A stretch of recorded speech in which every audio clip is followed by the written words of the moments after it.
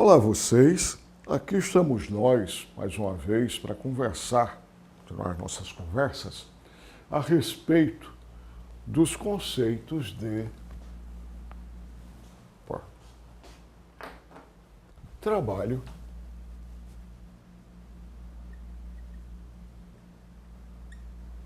e energia.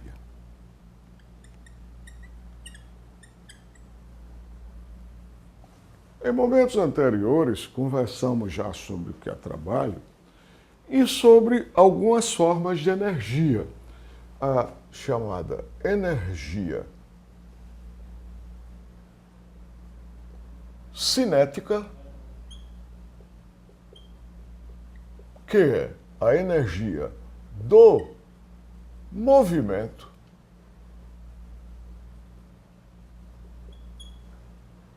os corpos em movimento dispõem de energia, e nós vimos que a forma, a expressão que representamos a energia cinética depende da massa do objeto e da velocidade do objeto. Quer dizer, um caminhão a 40 km por hora tem uma energia muito maior do que um Fiat Uno a 40 km por hora. E é fácil compreender isso, é só você imaginar uma batida de um caminhão numa parede, ou numa pessoa, ou em qualquer uma outra coisa. É uma colisão. Então, essa é a energia do movimento. Aprendemos também sobre a energia potencial, ou a energia da configuração do sistema.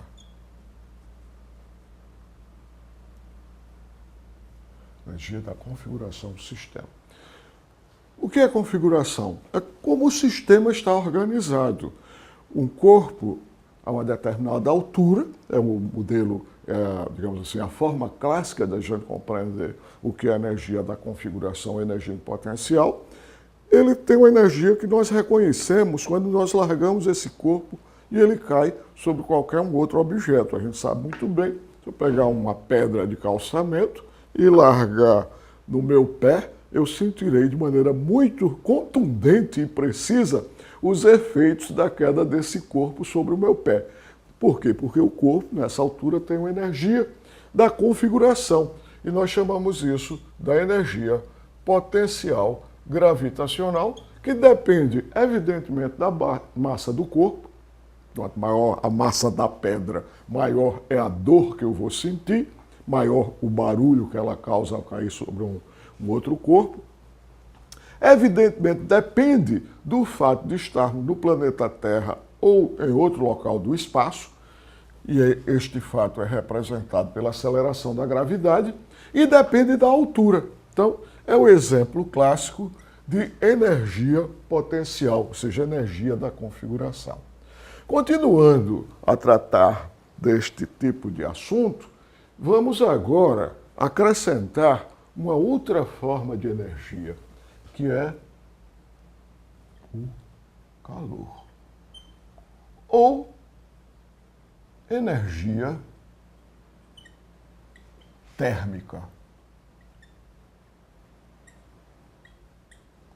Evidentemente, a linguagem comum e cotidiana, e mesmo a linguagem científica, nós nunca nos expressamos ou nos referimos a esta forma de energia como energia térmica. Chamamos pura e simplesmente de calor. E o que é calor? É um mistério. É um mistério que, digamos assim, assombra a humanidade desde os primórdios. Entretanto, várias teorias para explicar a natureza do calor foram desenvolvidas ao longo da história da humanidade. Sejam curiosos e curiosas e procurem ver no Google, por exemplo, o que é calor. Várias teorias e várias ideias a respeito do que é calor percorreram e percorrem até agora a história da humanidade. Nós podemos iniciar pensando num experimento, numa observação aparentemente trivial, comum, corriqueira, entretanto fundamental para desenvolver as ideias ou uma teoria que explique ou que tente explicar o que é o calor. Qual é essa ideia? É a ideia do equilíbrio térmico.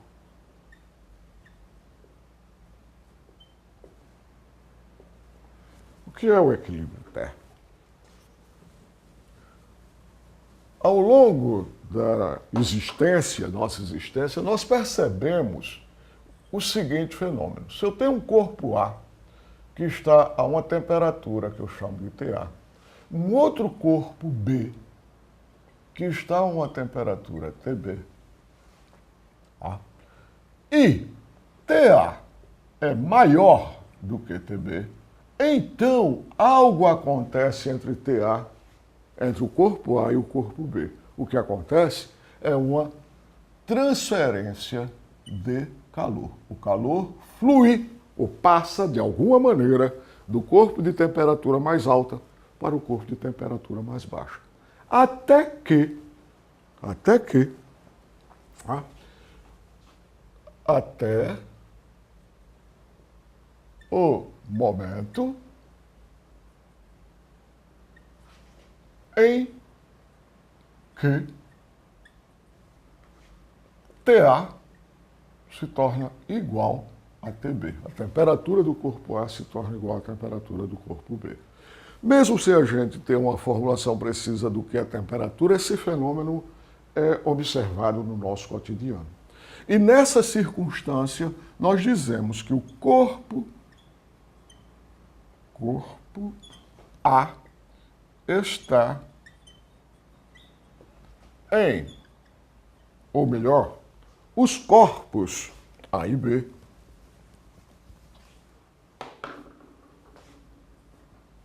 os corpos A e B estão em equilíbrio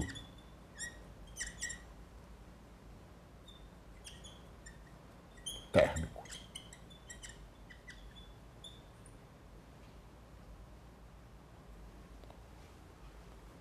Então, esta é a primeira ideia que temos a respeito de calor, inclusive é uma ideia tão fundamental que nós chamamos de princípio número 0 da termodinâmica. O calor flui de um corpo de temperatura mais alta para um de temperatura mais baixa até que se atinja o equilíbrio térmico, ou seja, a temperatura dos dois corpos fica iguais. Ok? Bom, outra experiência do nosso cotidiano que envolve o calor é a ideia, que eu já coloquei aqui, de temperatura. Então, o que é temperatura?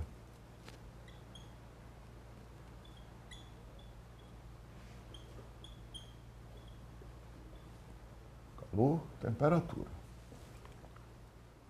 É uma tentativa de medir de alguma forma as propriedades térmicas de um corpo ou de um sistema. Entretanto, essas tentativas de medir, elas nascem com as nossas sensações são bastante imprecisas para que a gente possa definir, a partir das sensações, o que é temperatura. Um experimento bastante singelo que podemos realizar para compreender o que é temperatura é este aqui. Imaginemos 3 cubas com água, todas as 3 cubas, e aqui a água, H2O, está a uma temperatura de 40 graus. Então, 40 graus centígrados, coisa que a gente já sabe o que é. Esta outra, que também é água, H2O, entretanto, ela está a uma temperatura de 5 graus centígrados. E esta outra bacia d'água, H2O também, está a uma temperatura de 20 graus centígrados. Esse experimento é uma tentativa de demonstrar que as nossas sensações, quando nós tratamos de calor e temperatura, podem nos enganar de maneira muito forte. Daí a necessidade de construção de medidas precisas a respeito desta forma de energia e desta ideia do que é temperatura. A experiência aqui é bastante simples. Imagine, você coloca suas duas mãos, uma na cuba que está a 5 graus e outra na cuba que está a 40 graus. Atenção, uma cuba a 40 graus já vai queimar sua mão, viu? Tenha muito cuidado para fazer isto, porque a nossa temperatura do corpo está em torno de 36, 35 graus. 40 graus já é febre. Você fazendo essa experiência e depois tirando as mãos simultaneamente e colocando na bacia, na cuba que está a 20 graus, para a mão que estava na água a 5 graus, esta água vai parecer quente. Já para a mão que estava na cuba a 40 graus, esta mesma água vai parecer fria. Então, as suas sensações estarão confundidas, confusas. Você não sabe, afinal de contas, se essa massa d'água é fria ou quente. Daí a necessidade da gente estabelecer um procedimento para medir a temperatura dos corpos. É superar pura e simplesmente a sensação.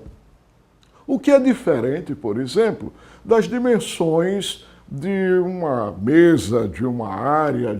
Você sabe claramente que um objeto tem um determinado comprimento, um outro tem outro comprimento, você sabe exatamente quem é maior e quem é menor a partir de suas sensações.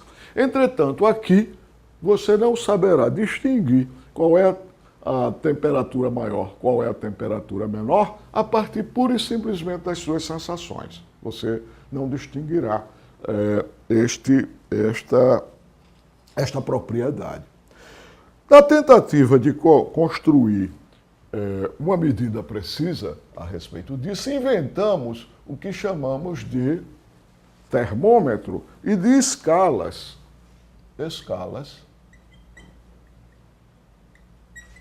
termométricas.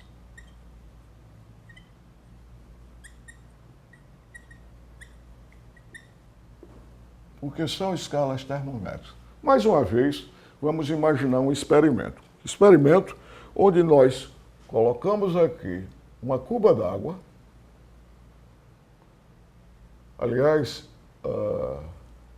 fato interessante é que, na maioria dos textos, toda vez que nós referimos a estes experimentos, os professores se referem a esses experimentos, sempre usa água como elemento ou sistema no qual, ou sobre o qual, nós vamos fazer nossas observações. A razão é muito simples, é histórica. E é simples. Água você encontra em quase toda parte. Até no sertão, que dizem que é bastante seco, mas você encontra água no ar. Então, a água é um elemento presente, é um elemento universal e, portanto, fácil de estabelecer experimentos universais com ele, essa substância. Qual é o experimento? Você coloca a água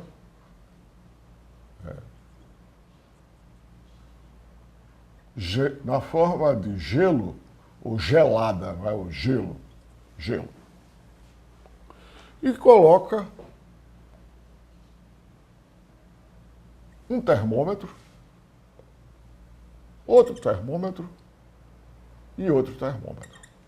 O termômetro desses é semelhante a um termômetro clínico, cuja propriedade termométrica é o fato daquela coluna de mercúrio se elevar ou baixar, a depender da medida ou da temperatura que o objeto está.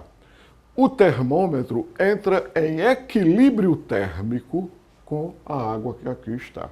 E, portanto, nós podemos marcar a coluna de mercúrio, a altura da coluna de mercúrio, e dizemos que esta marca representa a temperatura do gelo. Aqui nós temos 3 termômetros que são escalonados, ou essas marcas são colocadas em diferentes valores. Esse termômetro aqui, a temperatura do gelo, nós dizemos que é 0 grau. Nesse termômetro aqui, 32 graus. E nesse aqui, aproximadamente 273 graus. Essa escala é chamada de escala Celsius, essa aqui é a escala Fahrenheit e essa é a escala Kelvin. 3 escalas de medida de temperatura muito comum em ciências. Em ciências física, por exemplo, nós costumamos usar esta escala aqui. No cotidiano, usamos a escala Celsius aqui pelo Brasil e pela boa parte do mundo, mas há países ou há situações onde a escala Fahrenheit é usada. Tá? A experiência continua agora colocando a mesma água, só que fervendo. Ou, melhor dizendo, em ebulição. Os termômetros vão atingir o equilíbrio térmico, e marcou, evidentemente, um ponto mais alto, mas o equilíbrio térmico leva a coluna de mercúrio a uma mesma altura, e a escala Celsius estabeleceu este valor, o valor da temperatura da água em ebulição, em 100 graus. A escala Fahrenheit estabeleceu em 212 graus. E a escala Kelvin em 373 graus. Então, eis o processo de construção das escalas termométricas. Ok? E aí nós aprendemos como transformar de uma escala para outra, construindo uma regra de 3 simples, que são alguns exercícios propostos para vocês resolverem. Continuando ainda a observação sobre os fenômenos que envolvem calor, tem um bastante importante, que é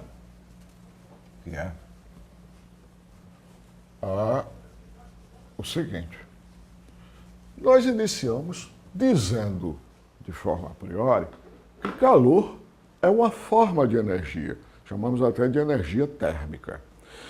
Bom, durante muitos e muitos anos, esta ideia não vingava, não era bem aceita, até que houve uma experiência, a experiência que tenta construir o que nós chamamos de equivalente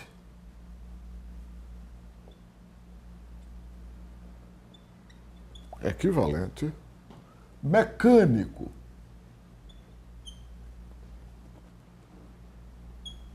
do calor. Bom, no processo de construção de medidas, nós podemos iniciar com a seguinte ideia, ou às vezes aqui também é chamado de equivalente calor-trabalho. Se nós provarmos essa equivalência, nós temos as circunstâncias, nós estamos em condição de dizer que, de fato, calor é uma forma de energia, sem ainda ter uma descrição mais profunda de como é que esta coisa se manifesta. E como foi esse experimento? Pensemos da seguinte maneira. Mais uma vez, temos aqui uma cuba d'água. Com água, tá? H2O, água. E aqui colocamos uma chama.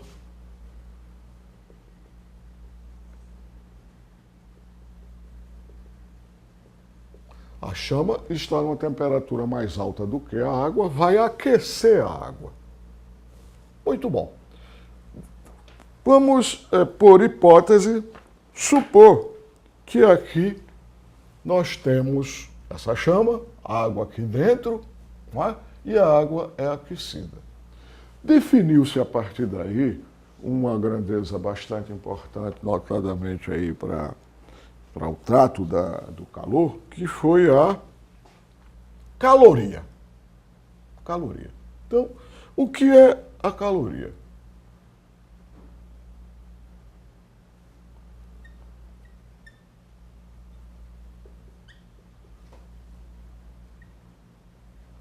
O que é, ou o que são 1000 calorias, ou o que é uma caloria?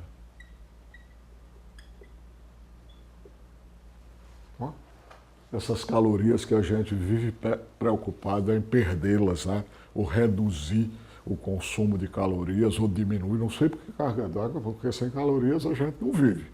A gente tem que saber dosar a quantidade necessária para as nossas atividades cotidianas. Então, vamos fazer aqui a definição de caloria. A definição de caloria a caloria é a quantidade de calor necessário. Então, é a quantidade de calor necessária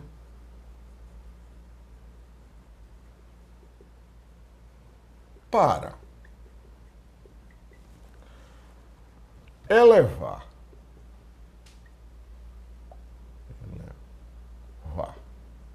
a temperatura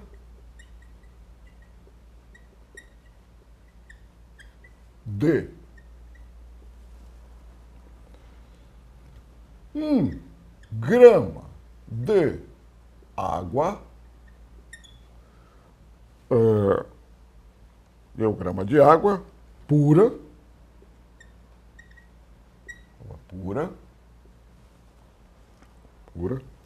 de 1 grau centígrado, entre 14,5 graus centígrados e 15,5 graus centígrados. Então, ao ligarmos uma chama neste depósito d'água, nesta cuba com água, se eu observo uma certa quantidade de água aqui dentro, por exemplo, 1 litro d'água. Em 1 litro d'água, nós temos 1000 gramas, 1 quilo de água pura. Quando a temperatura da água se elevar de 14,5 graus centígrados para 15,5 graus centígrados, nós dizemos que esta chama forneceu para esta água 1 quilocaloria. Portanto, para 1 grama, terá fornecido 1 caloria. Isto foi o experimento, ou é a forma da gente definir o que é caloria.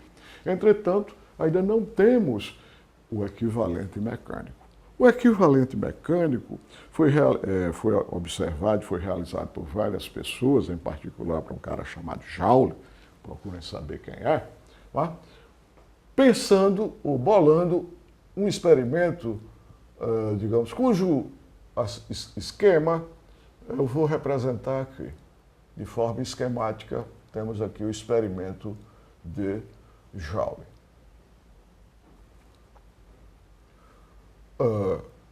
Num recipiente hermeticamente fechado, uma garrafa térmica, hermeticamente fechada, né, onde não há como o calor ser trocado entre o que está dentro do recipiente e sua vizinhança. Nós dizemos que esse é um recipiente de paredes adiabáticas, não há troca de calor. Nós temos aqui dentro água. H2O. Colocamos aqui um termômetro para medir possível variação de temperatura.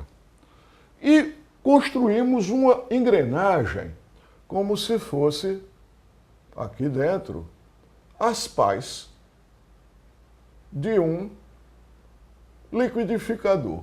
Essa engrenagem passa para cá, vem para cá, e aqui temos um corpo que cai de uma certa altura do solo. Então, o corpo está caindo a altura H. Bom, nós vamos ajustando a massa do corpo M, nós sabemos quanto é que é. Nós vamos ajustando a altura até que, de uma certa altura, a massa d'água que está aqui dentro sofre uma elevação, por conta da agitação das pás, ela sofre uma elevação de temperatura dos 14,5 graus até 15,5 graus. Ora, que conclusão nós chegamos observando aquele experimento e este experimento aqui? É que esta energia potencial, mgh, da queda do corpo, de alguma forma se transformou em calor. E este calor, que é igual ao calor necessário para elevar a água da temperatura de 1 grau, de uma quantidade de 1 grau na sua temperatura, este calor é equivalente a esta energia, ou igual a esta energia. Esta observação, ou este experimento, concluiu o seguinte fato, é que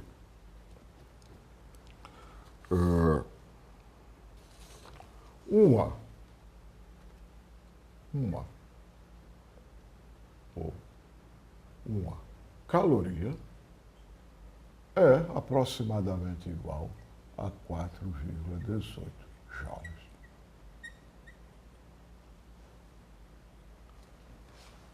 Então, eis aqui o equivalente mecânico da caloria. Não é este número, é este experimento. Este experimento me diz o seguinte, que a energia potencial, ela foi transformada em calor por conta da agitação das pás desse aparelho que está aqui dentro. E como a energia potencial de 4,18 joules elevou esta massa d'água de 1 grama de água de 1 caloria, portanto, a equivalência entre energia potencial e calor foi estabelecida nesse experimento.